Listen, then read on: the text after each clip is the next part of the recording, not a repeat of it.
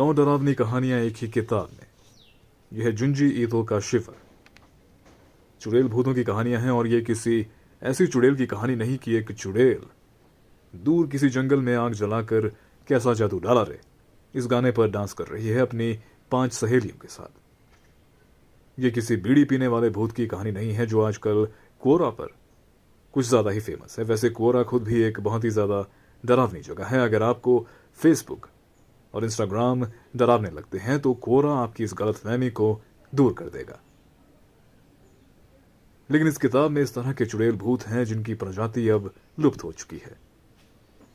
लेकिन अगर आप आसपास नजर डालें तो एक आधा इस तरह का चुड़ैल या भूत आपको जरूर दिखेगा। और मैं आपके मैथ्स, इकोनॉमिक्स या फिर पॉलिटिकल साइंस के टीचर की बात नहीं कर रहा।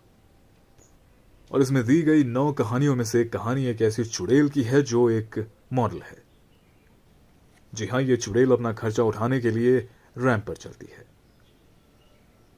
इस दुनिया में इतनी ज्यादा चुड़ैल भूतों की कहानियां हैं, इतनी ज्यादा फिल्में हैं, लेकिन किसी भी कहानी या फिल्म में किसी चुड़ैल के पास नौकरी नहीं होती। इसीलिए चुड़ैलों के घर में हमेशा अंधेरा होता है, क्योंकि उनके पास बिजली का बिल भरने के लिए पैसे नहीं होते। और वो पैसे इसलिए नहीं होते क्योंकि उनके पास कोई नौकरी नहीं होती। लेकिन इस कहानी में यह बताया गया है कि एक चुड़ैल भी अपना सारा खर्चा खुद उठा सकती है। इसीलिए ये कहानी इतनी मजेदार है।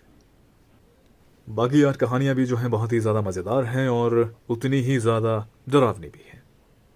लेकिन एक बर्थडे केक की जिंदगी जितनी डरावनी ये नहीं है।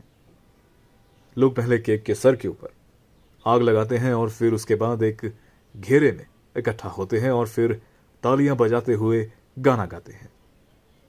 ये सब कुछ अगर आप एक केक के नजरिए से देखें तो बड़ा ही डरावना है।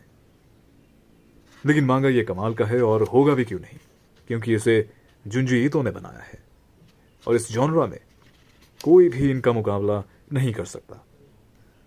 अब अगर आप दूसरे एनिमे या फिर मांगा के कैरेक्टर्स को देखें तो उनकी आंखें जो हैं बहुत ही ज्यादा बड़ी होती हैं और नाक के नाम पर उनके चेहरों पर बस एक छोटा सा छेद होता है, जो कि बड़ा ही अजीब लगता है। लेकिन जुंजी ईतो का स्टाइल बड़ा ही कमाल का है। जिस तरह से ये चुड़ैल और भूतों को बनाते हैं वो काबिल तारीफ है।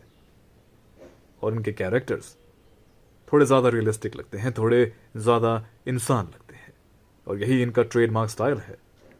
इसीलिए इनके मांगा पर इतनी ज्यादा फिल्में, एनिमे और टीवी सीरीज बनाई गई हैं।